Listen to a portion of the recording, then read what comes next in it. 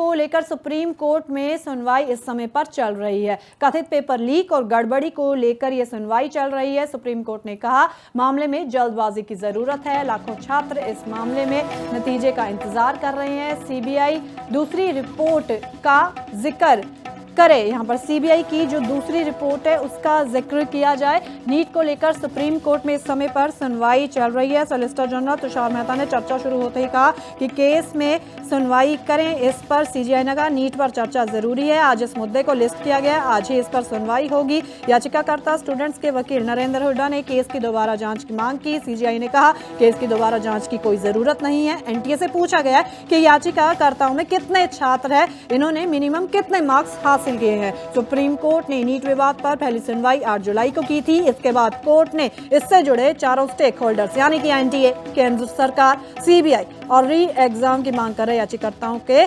हल्फनामा दायर करने के लिए 10 जुलाई तक का समय दिया था। एनटीए के वकील नरेश कौशिक ने टॉप 100 की डिटेल्स अब कोर्ट को दे दी है।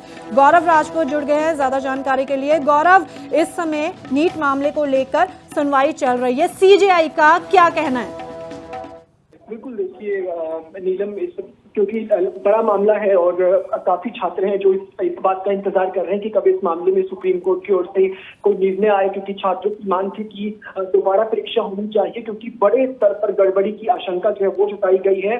तो बता दें कि कुल मिलाकर 38 याचिकाएं हैं जिन्हें लेकर आज 3 जो मेंबर हैं सीजीआई को मिलाकर वो इस मामले की सुनवाई कर रहे हैं और काफी देर से सुनवाई चल रही है। और देखिए अब कहीं ना कहीं सुप्रीम कोर्ट इसे लेकर काफी सख्त भी नजर आया है, क्योंकि शुरुआत जैसे ही सुनवाई की हुई तो सरकार का पक्ष रख रहे सॉलिसिटर जनरल ने सुनवाई जो है वो कल पर टालने की बात कही, लेकिन सुप्रीम कोर्ट ने कहा कि सुनवाई आज ही होनी चाहिए क्योंकि इसे डिले नहीं किया जा सकता। लाखों छात्र हैं जो फैसले का इंतजार कर रहे हैं, तो सुनवाई जो है वो चल रही है। और आपको बता दें कि अगर मैं अभी की बात करूं तो एनटीए की ओर से जो टॉप 100 छात्र हैं, टॉप 100 छात्र हैं, उनकी डिटेल भी कोर्ट को दी गई है। यानी अब क्योंकि सुनवाई जो है वो आज ही होनी है, आज ही सुनवाई चल रही है, तो ऐसे में अब दोनों पक्ष अपना जो है अपनी अपनी बात कह रहे हैं और माना जा रहा है कि सुप्रीम कोर्ट आज इस मामले में अहम फैसला भी दे सकता है, क्योंकि 2 बार सुनवाई पहले हो चुकी है। 8 जुलाई को सुनवाई हुई, उसके बाद 11 जुलाई को सुनवाई हुई और आज तीसरी सुनवाई ये चल रही है जहां माना जा रहा है कि कोई फैसला आ सकता है। नीलम,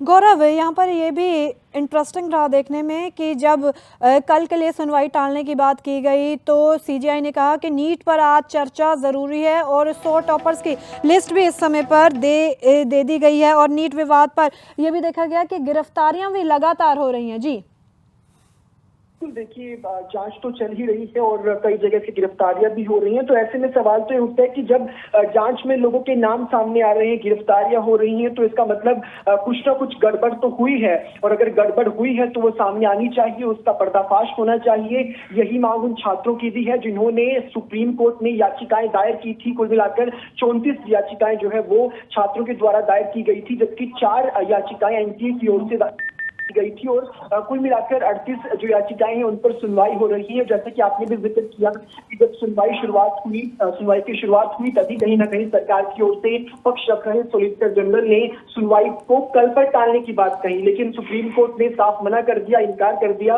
और सुप्रीम कोर्ट ने कहा कि सुनवाई आज ही होगी क्योंकि छात्रों के भविष्य का सवाल है और काफी छात्र हैं जो सुप्रीम कोर्ट से उम्मीद लगाए बैठे हैं कि न्याय की उम्मीद, एक टकटकी कहीं ना कहीं सुप्रीम कोर्ट की ओर लगाए बैठे हैं। सुप्रीम कोर्ट इस मामले में क्या फैसला लेता है कि क्या परीक्षा दोबारा होती है या फिर सुप्रीम कोर्ट का कोई और फैसला आता है। नीलम जी, बहुत शुक्रिया गौरव तमाम जानकारी देने के लिए। इस समय सुनवाई चल रही है और कुछ देर में तस्वीर साफ होती हुई भी नजर आएगी कि नीट मामले को लेकर सुप्रीम कोर्ट का क्या कहना है, क्योंकि आज जो बेंच सुनवाई कर रही है, सीजीआई की ही बेंच आज सुनवाई कर रही है।